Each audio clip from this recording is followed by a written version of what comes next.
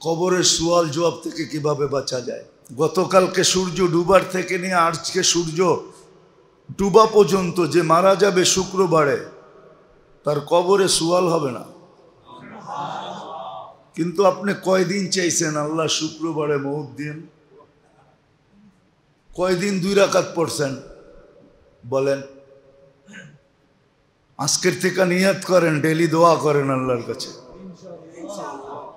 যে আল্লাহ মউত শুক্রবারে দিয়েন, শুক্রবারের বাহিরে দিয়েন না।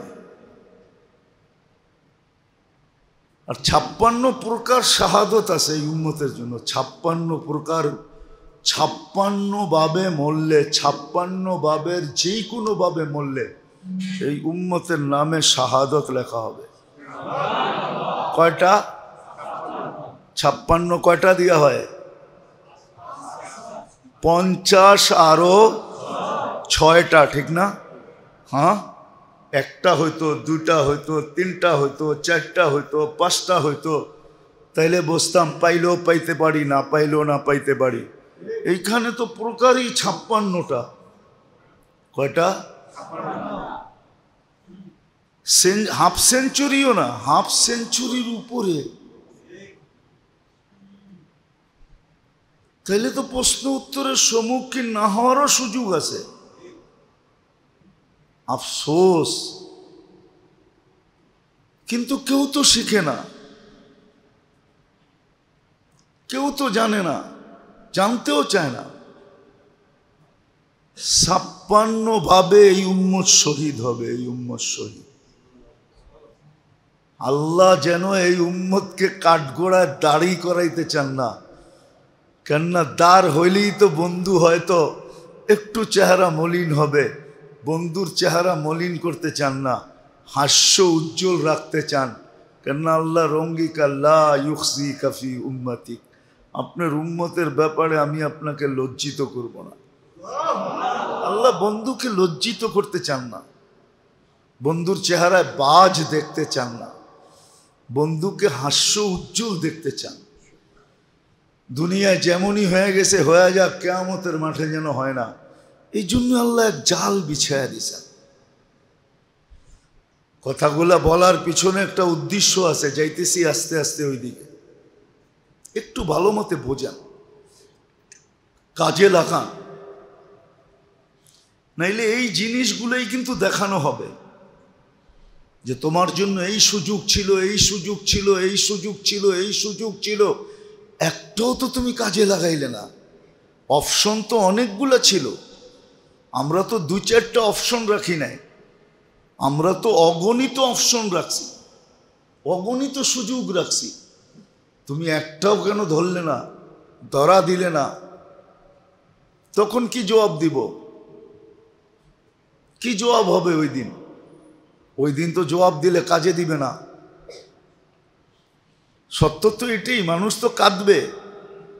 কিন্তু আজকে হুকুম আছে, ফালিয়াযহাকু কালিলান ওয়ালিয়াবকু কাসীরা। আজকে হুকুম আছে বেশি কাঁদো, হাসো কম, কাঁদো বেশি। কিন্তু একদিন তো মানুষ কাঁদবে, কান্না কোনো কামে দিবে না। কিন্তু আজকের কান্না কাজে দিবে। কান্না যদি নাও আসে, হ্যাঁ, কত মানুষই তো দেখি দুনিয়ার জন্য কান্নার ড্রামা করে, ঠিক না? ড্রামা বোঝেন? অভিনয় করে, কান্নার অভিনয় করে, ঠিক না? দুনিয়ার জন্য আল্লাহ তো কয় দুনিয়ালাদের দিল গলুক আর না গলুক, তুই কান্নার অভিনয় কর, আমাদের কুদরতি দিল গইলা যাবে, আমরা মেহেরবান হয়ে যাব। আবু বকর সিদ্দিক রাদিয়াল্লাহু তাআলা তো জিজ্ঞাসা করছে, জি ইয়া রাসূলুল্লাহ, কান্না যদি না আসে? আল্লাহ রাসূল বসে অভিনয় করলেও চলবে। অথচ আবু বকর সিদ্দিকের কান্না আসে না, এটা আবার প্রশ্নের কোনো বিষয় হয় নাকি? উনি তো সারাদিনই কাঁদতেন, ঠিক না? কিতাবে আছে। মক্কালারা আয়েশা বলছে, আবু বকর কোরআন পড়ো তো পড়ো, ঠিক আছে, কিন্তু সাথে সাথে যে কাঁদতে থাকো, তোমার কোরআন পড়া একদিক দিয়ে আমাদের ঘরকে আউলায়া দেয়, তোমার কান্না আরেক দিক দিয়ে আউলায়া দেয়। দুই বাতাসে আমাদের ঘর সব উল্টে যাইতেছে, মহিলারা মন গইলা যাইতেছে, বাচ্চারা পর্যন্ত মুসলমান হওয়া শুরু হয়ে গেছে। কোরআন পড়ো পড়ো, সাথে কাঁদো কেন? উনি জিজ্ঞাসা করতেছে কান্না যদি না আসে কি করব? তা আল্লাহর কাছে তো অভিনয় গ্রহণযোগ্য। আজকে তো অভিনয় করতে পারেন, অভিনয় তো করি না, কাঁদবো তো দূরের কথা, কিন্তু একদিন তো কাঁদবে। ওই দিন কান্না তো কোনো কাজে দিবে না, শুধু কানবে, পানিও গড়াবে। কতটুক পানি জমবে এটাও কোরআনে হাদিসে লেখা আছে, কতটুক পানি জমবে, পানির মাত্রা কতটুকু হবে। তো যেটা বুঝাইতেছিলাম মেরে দোস্ত, সত্য এটাই, কেননা আল্লাহর ব্যবহার বন্দার সাথে বন্দার আগ্রহের উপরে হয়। এই জন্য হাদিসটা যদিও ছোট, আনা ইন্দা দন্নি আবদি বিহ, বন্দার আগ্রহ যেরকম হয়, ধারণা যেরকম হয়, আল্লাহর ব্যবহারটাও বন্দার সাথে এরকমই হয়। এই জন্য আগ্রহ থাকা চাই, আবার আল্লাহর সাথে ভালো ধারণাও রাখা চাই। তাইলেই কিন্তু কথাগুলা দ্বারা উপকৃত হব। নাইলে জীবন তো তার গতিতে চলতেছে, আমাদের এখানে করণীয় কিচ্ছু নাই। জীবনের গতির উপরে মানুষের কোনো কন্ট্রোল নাই। কোনো পাওয়ার ব্যাংক আসে নাই, আর কোনো পাওয়ার ব্যাংক আসবেও না। কোনো মেশিন তৈরি হয় নাই, আর কোনো দিন হবেও না। জীবন তার গতিতে চলবে, একদিন আপনাকে আমাকে গন্তব্যে পৌঁছায় দিবে। আমরা থামলেও জীবনের যাত্রা কোনোদিন থামে না। এই যাত্রা অবিরাম চলতে থাকে, চলতেছে, চলতে থাকবে,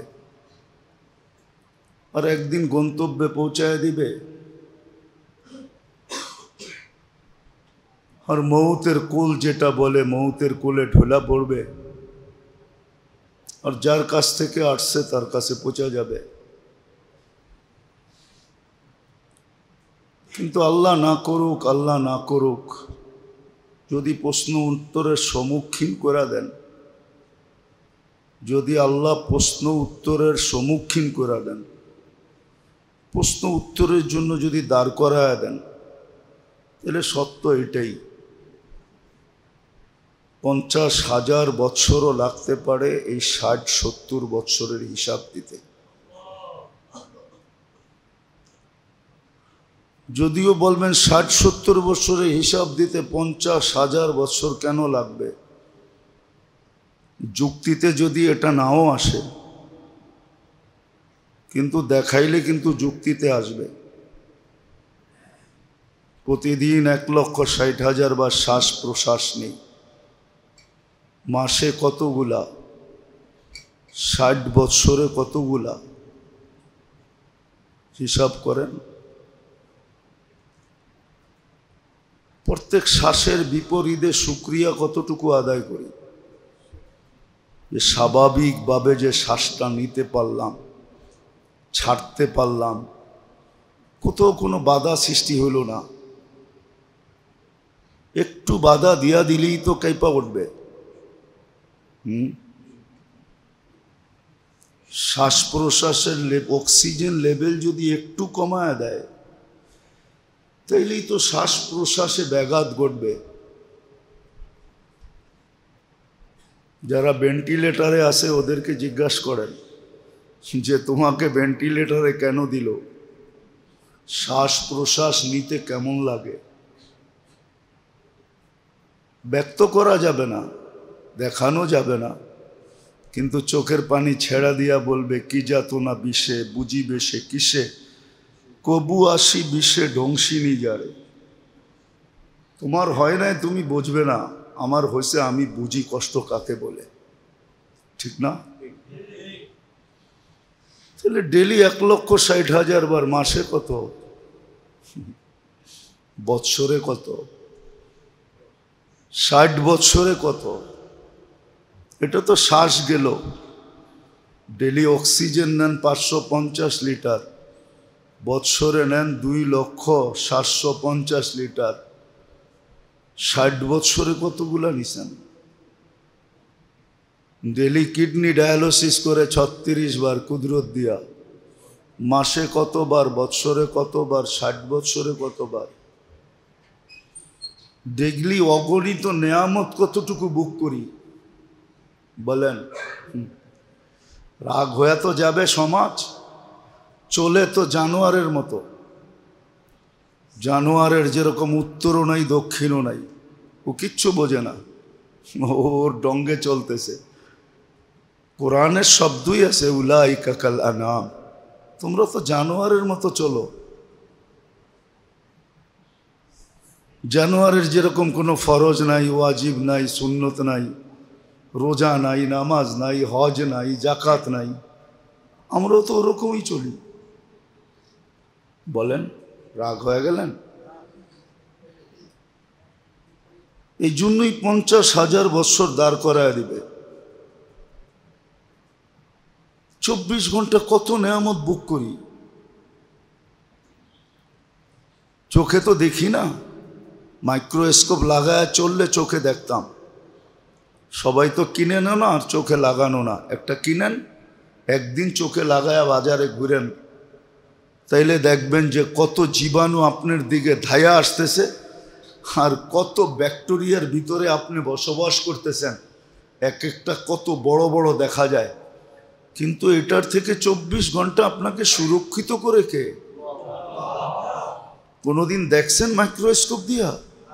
দেখেন আপনার নাকের ভিতরে কিভাবে আল্লাহ পশমের জাল বসায় রাখছে। একটা জিনিস শুধু শ্বাস ছাড়া একটাকেও যাইতে দেয় না। ও জিজ্ঞাসা করেন ডাক্তারদেরকে, নাকের ভিতরে কিরকম পশম বজানো আছে, আপনারা তো দেখেন না। ওগুলো তো সফট, এই জন্য হাতে লাগে না, নরম দেখে হাতে লাগে না। যদি শক্ত হইতো তাহলে আপনি নাকের ভিতরে চাপ দিলে লাগতো, এখন লাগে না, কিচ্ছু অনুভব হয় না। 24 ঘন্টা আপনি কত নেয়ামত বুক করেন। শুধু শুধু তো কোরআন বলে নাই আম্মা বিনিআমাতি রাব্বিকা ফাহাদ্দিস ওয়া ফি আনফুসিকুম আফালা তুবসিরুন। কোরআন তো ইঙ্গিত দিছিল যে কত নেয়ামত আমার ডেলি তুমি ভোগ করো, একটু ভাবো। তার বিপরীতে শুকরিয়া কতটুকু আদায় করো। মানুষেরটা তো খুব করো, মানুষেরটা তো খুব করি না, করি না?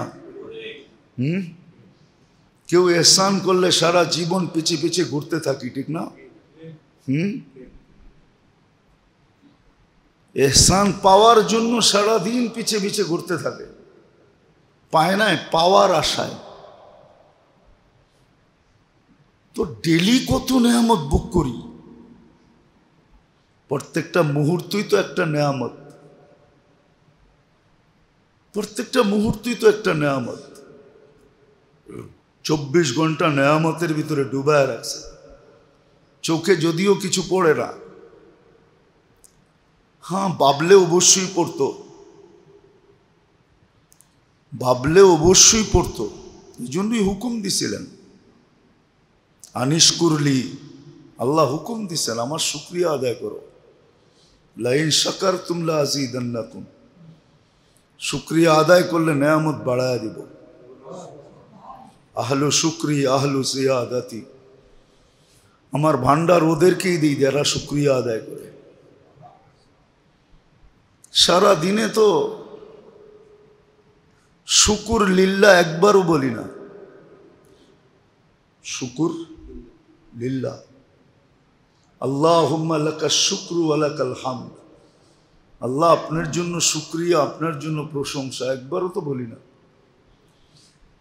তো যেটা বুঝাইতেছিলাম, যদিও বিবেক ধরবে না, 50,000 বছর কিন্তু প্রশ্ন উত্তরের সম্মুখীন হইলে দাঁড় করায় রাখবে। আর এইভাবেই নিবে, যেইভাবে আমি বললাম এইভাবেই নিবে। এক একটা নেয়ামতকে আলাদা করে করে নিবে।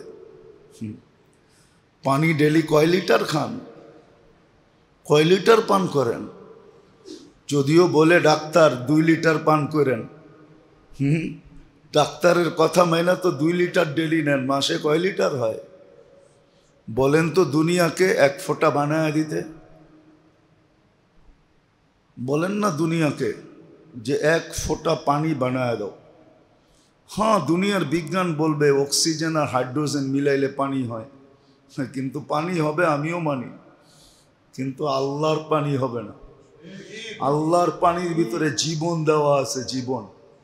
ওই কেমিক্যালটা মানুষের কাছে নাই।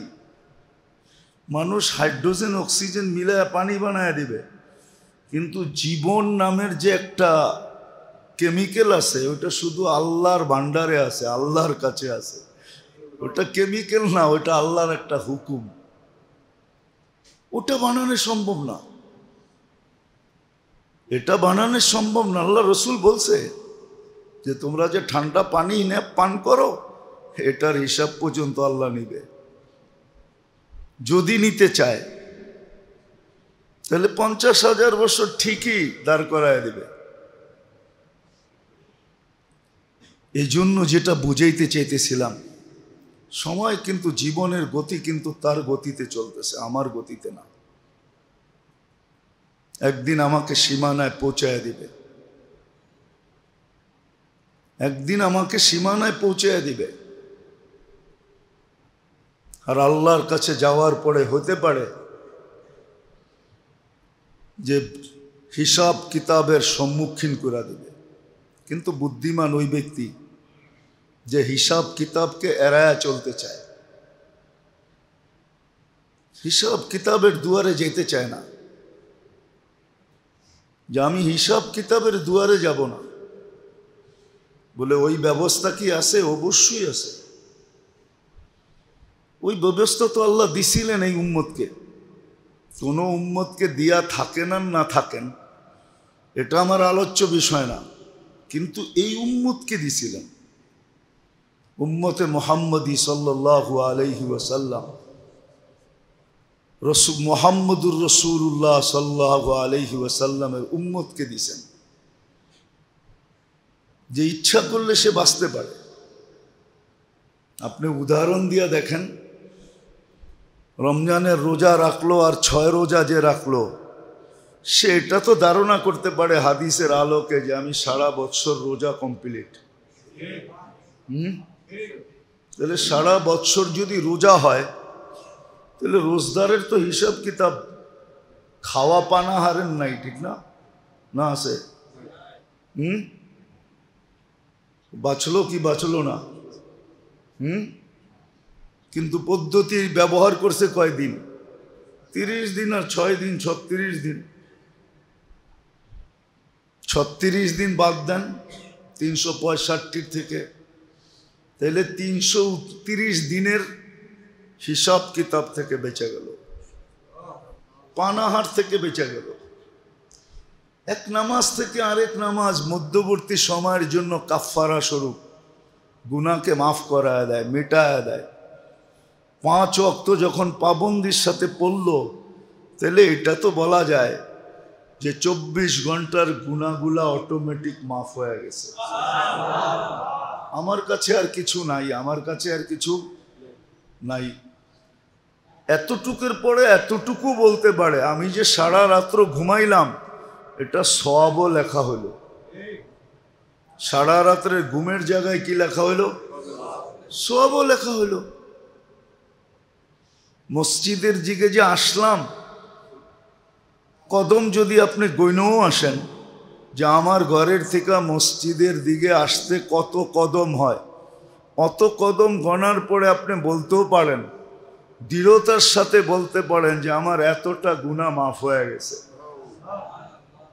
যদি 100 কদম দিয়ে আসতে হয় তো 100 গুনাহ মাফ, 1000 কদম দিয়ে আসলে 1000 গুনাহ মাফ। ডেলি তো 1000 গুনাহ হয়ও না মনে হয়, গুনাহ তো একটার বদলা একটাই লেখা হয়, ঠিক না? উজু যখন করতেছিল, যদি সঠিকভাবে উজু করে থাকে সুন্নত অনুযায়ী, তাহলে উজুর শেষ শরীরের গুনাহ সব ঝরে গেছে। তাহলে গুনাহ রইল তো রইল কোন জায়গায়? এত গুনাহ তো সারাদিন হয়ও না, তারপরও আল্লাহ রসুল পদ্ধতি শিখাইছেন। যে প্রত্যেক নামাজের পরে সুবহানাল্লাহ সুবহানাল্লাহ 10 বার, আলহামদুলিল্লাহ 10 বার, আল্লাহু আকবার 10 বার পড়ো, 30 বার হবে, 5 ওয়াক্তে 150 বার। তুমি 150 পড়বা, 150 সওয়াব লেখা হবে, 1500 1500 সওয়াব লেখা হবে। ঘুমের সময় 100 পুরা করো, 33 33 34, 100 পুরা, এখানে হলো 1000, তো 2500 নেকি হলো। তোমরা 2500 গুনাহ ডেলি করার মতো ক্ষমতা তোমাদের নাই, কেননা 2500 গুনার নাম তো জানতে হবে, ঠিক না? তারপরে না করবে। 100 গুনাহ নাম জানে এরকম পিএইচডি হোল্ডার এখানে একজনও নাই, যে 100 গুনার নাম মুখস্থ করা পিএইচডি হোল্ডার হয়েছে, একজনও এখানে নাই। আসেন নাকি কেউ? কেউ নাই। পদ্ধতি শিখাইছেন আল্লাহ, পদ্ধতি দিছে এই উম্মতকে।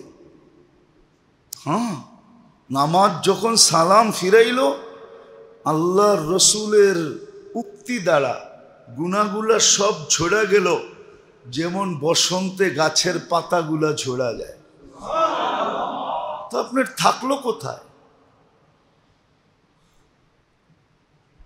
তো প্রশ্ন উত্তরের সম্মুখীন না হওয়ার পদ্ধতিও আছে, না হওয়ারও পদ্ধতি আছে। শহীদ কোনোদিন প্রশ্ন উত্তরের সম্মুখীন হবে না যদি বাস্তবিক শহীদ হয়। আল্লাহর খাতায় যার শাহাদত লেখা হবে, সে কোনোদিন প্রশ্ন উত্তরের সম্মুখীন হবে না। সে কোনোদিন প্রশ্ন উত্তরের সম্মুখীন হবে না। কিতাবে লেখা আছে, আমরা তো শিখি না। কবরের সুয়াল জবাব থেকে বাঁচা যায় এরকম একটা পদ্ধতি না, 60টা পদ্ধতি লেখা আছে। কয়টা? 60টা পদ্ধতি লেখা আছে, কিন্তু কয়টা শিখছি কোনোদিন জিজ্ঞাসা তো করি নাই যে কবরের সুয়াল জবাব থেকে কিভাবে বাঁচা যায়। গতকালকে সূর্য ডুবার থেকে নিয়ে আজকে সূর্য ডুবা পর্যন্ত যে মারা যাবে শুক্রবারে, তার কবরে সুয়াল হবে না। কিন্তু আপনি কয়দিন চাইছেন আল্লাহ শুক্রবারে মউত দিন? কয়দিন 2 রাকাত পড়ছেন বলেন? আজকের থেকে নিয়ত করেন, ডেলি দোয়া করেন আল্লাহর কাছে যে আল্লাহ মউত শুক্রবারে দিয়েন, শুক্রবারের বাহিরে দিয়েন না। আর 56 প্রকার শাহাদত আছে এই উম্মতের জন্য। 56 প্রকার, 56 ভাবে মরলে, 56 ভাবের যে কোনো ভাবে মরলে এই উম্মতের নামে শাহাদত লেখা হবে। কয়টা? 56 কয়টা দেওয়া হয়? 50 আরো 6টা, ঠিক না? হ্যাঁ, একটা হইতো, 2টা হইতো, 3টা হইতো, 4টা হইতো, 5টা হইতো, তাইলে বসতাম, পাইলেও পাইতে পারি, না পাইলেও না পাইতে পারি। এইখানে তো প্রকারই 56টা। কয়টা? হাফ সেঞ্চুরিও না, হাফ সেঞ্চুরির উপরে। তাইলে তো প্রশ্ন উত্তরের সম্মুখীন না হওয়ারও সুযোগ আছে। আফসোস, কিন্তু কেউ তো শিখে না, কেউ তো জানে না, জানতেও চায় না। 56 ভাবে এই উম্মত শহীদ হবে, এই উম্মত শহীদ। আল্লাহ যেন এই উম্মতকে কাঠগোড়ায় দাড়ি করাইতে চান না, কেননা দাঁড় হইলেই তো বন্ধু হয়তো একটু চেহারা মলিন হবে। বন্ধুর চেহারা মলিন করতে চান না, হাস্য উজ্জ্বল রাখতে চান, কেননা আল্লাহ রঙ্গিকা লা ইউখজি কাফি উম্মতিক, আপনার উম্মতের ব্যাপারে আমি আপনাকে লজ্জিত করব না। আল্লাহ বন্ধুকে লজ্জিত করতে চান না, বন্ধুর চেহারায় বাজ দেখতে চান না, বন্ধুকে হাস্য উজ্জ্বল দেখতে চান। দুনিয়ায় যেমনই হয়ে গেছে হয়ে যাক, কিয়ামতের মাঠে যেন হয় না। এই জন্য আল্লাহ এক জাল বিছায়া দিয়েছেন। কথাগুলা বলার পিছনে একটা উদ্দেশ্য আছে, যাইতেছি আস্তে আস্তে ওই দিকে। একটু ভালো মতে বোঝান, কাজে লাগান, নাইলে এই জিনিসগুলোই কিন্তু দেখানো হবে যে তোমার জন্য এই সুযোগ ছিল, এই সুযোগ ছিল, এই সুযোগ ছিল, এই সুযোগ ছিল, একটাও তো তুমি কাজে লাগাইলে না। অপশন তো অনেকগুলো ছিল, আমরা তো 2-4টা অপশন রাখি নাই, আমরা তো অগণিত অপশন রাখছি, অগণিত সুযোগ রাখছি। তুমি একটাও কেন ধরলে না, ধরা দিলে না? তখন কি জবাব দিব? কি জবাব হবে ওই দিন? ওই দিন তো জবাব দিলে কাজে দিবে না।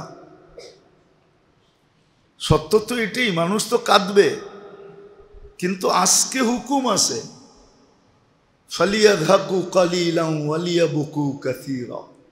আজকে হুকুম আছে বেশি কাঁদো, হাসো কম, কাঁদো বেশি। কিন্তু একদিন তো মানুষ কাঁদবে, কান্না কোনো কামে দিবে না, কিন্তু আজকের কান্না কাজে দিবে। কান্না যদি নাও আসে, হ্যাঁ, কত মানুষই তো দেখি দুনিয়ার জন্য কান্নার ড্রামা করে, ঠিক না? ড্রামা বোঝেন? অভিনয় করে, কান্নার অভিনয় করে, ঠিক না? দুনিয়ার জন্য আল্লাহ তো কয় দুনিয়ালাদের দিল গলুক আর না গলুক, তুই কান্নার অভিনয় কর, আমাদের কুদরতি দিল গইলা যাবে, আমরা মেহেরবান হয়ে যাব। আবু বকর সিদ্দিক রাদিয়াল্লাহু তাআলা তো জিজ্ঞাসা করছে, জি ইয়া রাসূলুল্লাহ, কান্না যদি না আসে, তা আল্লাহ রাসূল বসে অভিনয় করলেও চলবে। অথচ আবু বকর সিদ্দিকের কান্না আসে না, এটা আবার প্রশ্নের কোনো বিষয় হয় নাকি? উনি তো সারাদিনই কাঁদতেন, ঠিক না? কিতাবে আছে। মক্কালার আয়েশা বলছে, আবু বকর কোরআন পড়ো তো পড়ো, ঠিক আছে, কিন্তু সাথে সাথে যে কাঁদতে থাকো, তোমার কোরআন পড়া একদিক দিয়ে আমাদের ঘরকে আউলায়া দেয়, তোমার কান্না আরেক দিক দিয়ে আউলায়া দেয়। দুই বাতাসে আমাদের ঘর সব উল্টায় যাইতেছে, মহিলারা মন গলা যাইতেছে, বাচ্চারা পর্যন্ত মুসলমান হওয়া শুরু হয়ে গেছে। কোরআন পড়ো পড়ো, সাথে কাঁদো কেন? উনি জিজ্ঞাসা করতেছে, কান্না যদি না আসে কি করব? তা আল্লাহর কাছে তো অভিনয় গ্রহণযোগ্য। আজকে তো অভিনয় করতে পারেন, অভিনয় তো করি না, কাঁদবো তো দূরের কথা, কিন্তু একদিন তো কাঁদবে। ওই দিন কান্না তো কোনো কাজে দিবে না, শুধু কানবে, পানিও গড়াবে। কতটুক পানি জমবে এটাও কোরআনে হাদিসে লেখা আছে, কতটুক পানি জমবে, পানির মাত্রা কতটুকু হবে। তো যেটা বুঝাইতেছিলাম মেরে দোস্ত, সত্য এটাই, সত্য এটাই। আজকে সুযোগ আছে, আজকে জীবনের মূল্যায়ন করা যায়, কেননা জীবনের গতি আমাদের কাছে না, জীবন যিনি দিছেন ওনার কাছে।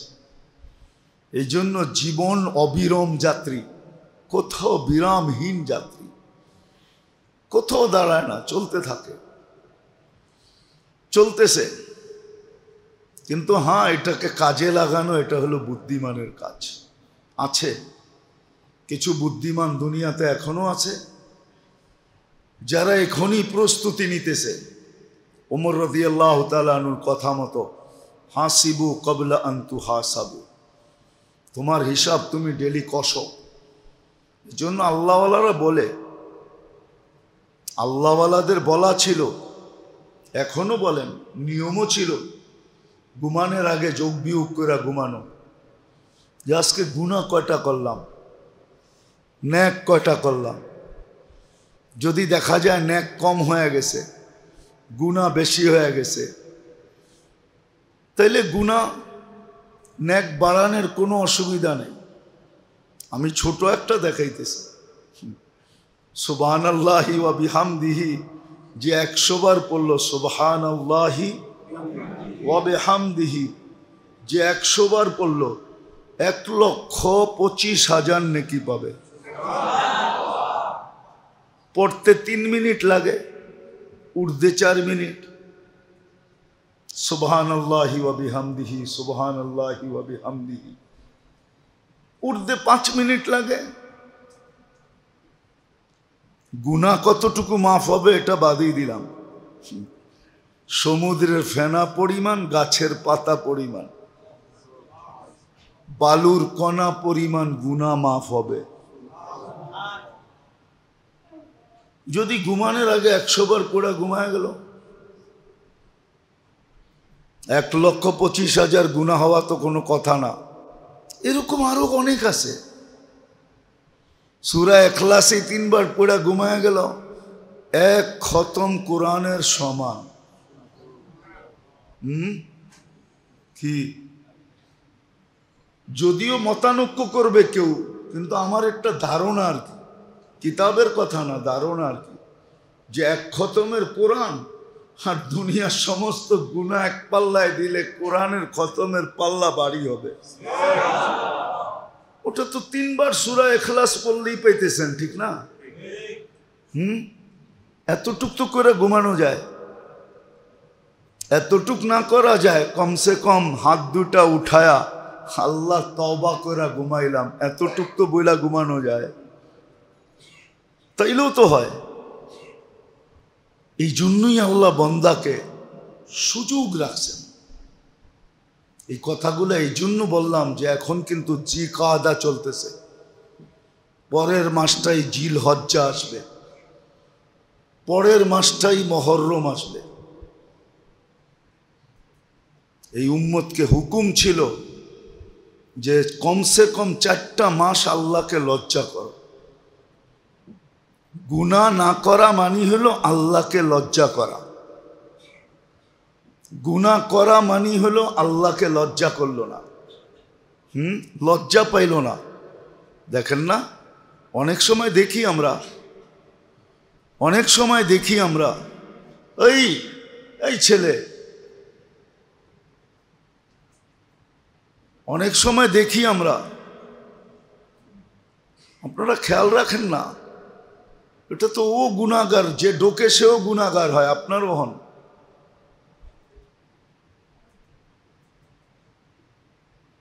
কথা কিন্তু আমরা মনের থেকে বলি না, উপর থেকে আসলে বলি, নাইলে বলি না।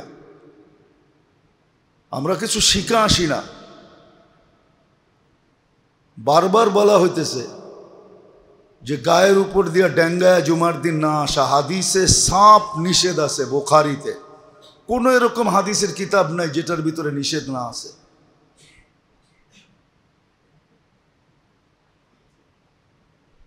রাগ হেন না, আমরা ভালো চাই, খারাপ চাই না। যারা দরজার কাছে থাকে তাদের এটা ডোকসে ওইখানেই বসায় দেন, আরেকজনের কান্দের উপর দিয়া ঠেলতে ঠেলতে ঠেলতে ঠেলতে ভিতরে ঢুকবে।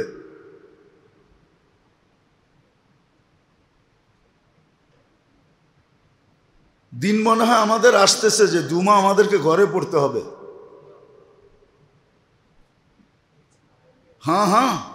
দিন আসতেছে আমাদেরকে জুমা ঘরের ভিতরে পড়তে হবে, মসজিদে পড়া যাবে না। কেন? মসজিদে তো সবাই নিজের আধিপত্য দেখাবে, একদিন আসবে, অচিরেই আসতেছে, সব লিখিত আসবে, সবার আধিপত্য মসজিদে চালাবে। খতিব ইমাম মুয়াজ্জিনরে চাকর মনে করবে। ওই দিন আমাদেরকে হুকুম দেওয়া হয়েছে ঘরে জুমা পড়ে নিও, আমরা ঘরে জুমা পড়ব। ওই দিন আর মসজিদে জুমা হবে না। হবে, যারা পড়ানোর পড়াবে, কিন্তু আসলে যারা জুমা পড়বে ওরা ঘরেই পড়বে। বলবে হবে, হবে না না হবে ওটা কিতাব খুলে দেখা যাবে, হবে না না হবে। রাগ হয়েন না। আজকে অনেক দিন ধরে দেখতেছি, প্রত্যেকবার বলি, দরজার কাছে যারা থাকে তাদের দায়িত্ব হলো ঢোকছে ওইখানে বসায় দেন। কে ঢুকছে এটা দেখার বিষয় না, মসজিদ আল্লাহর ঘর, সব সমান, এইখানে বড়ত্বের কিছু নাই। যে মসজিদে এসে ছোট না হইতে পারবে ওকে লেখা নেওয়া উচিত। মসজিদে এসে যদি বড়ত্ব দেখায় যে আমি বড়, এটা আল্লাহর ঘর, আল্লাহর চেয়ে বড় কেউ নাই। রব্বাকা ফাকাব্বির, আল্লাহর চেয়ে বড় কেউ নেই। যাক, যেটা বুঝাইতেছিলাম, লজ্জা করা উচিত গুনার ব্যাপারে। এই জন্য আল্লাহ এই উম্মতকে বুঝেইছেন যে তুমি লজ্জা করো, 4টা মাস গুনার ব্যাপারে লজ্জা করো। গুনার ব্যাপারে লজ্জা করো, আমিও শাস্তির ব্যাপারে লজ্জা করব। গুনার ব্যাপারে এই 4 মাস লজ্জা করা উচিত। জিলকাদা, জিলহজ্জা, মুহররম, রজব, আল্লাহকে লজ্জা করো। হারাম মাস এই 4টা, বড় আল্লাহর কাছে বড় দামি মাস। শাহরুল হারাম বলে একে। এই জন্য বলছে 4 মাস গুনার ব্যাপারে লজ্জা করো। এই 4 মাসের লজ্জা তোমাকে বাকি 8 মাসেরটা পোষায় দিবে। 8 মাসেরটা পোষা যাবে। যদিও আমাদের দেশে এটা নিয়ে আলোচনা নাই, ইরান তুরান নিয়ে আলোচনা আছে, এদিক ওদিক নিয়ে আলোচনা। দেখেন না মাঝে মাঝে মিডিয়া এক এক আলোচনা নিয়ে কেমন চলতে থাকে। হ্যাঁ, খায়া না খায়া কোনো কাম নাই, এক এক আলোচনা নিয়ে সারা মিডিয়া তোলপাড় চলতে থাকে, ঠিক না? এখন একটা নিয়ে চলতেছে, আমি বলতে চাইতেছি না, যারা মিডিয়া দেখে একটা নিয়ে তোলপাড় চলতেছে, ঠিক না? যার যেমনে মনে চায় সমাধান দিতেছে। আসল এটা না, আসল যেটা আলোচনা হওয়ার দরকার ছিল যে এই 4 মাস উম্মতের উচিত, আমাদের উচিত গুনার ব্যাপারে আল্লাহকে লজ্জা করা উচিত। লজ্জা করা উচিত যে আমি 4 মাস গুনাহ করব না, সাধ্য অনুযায়ী, ইচ্ছাকৃতভাবে।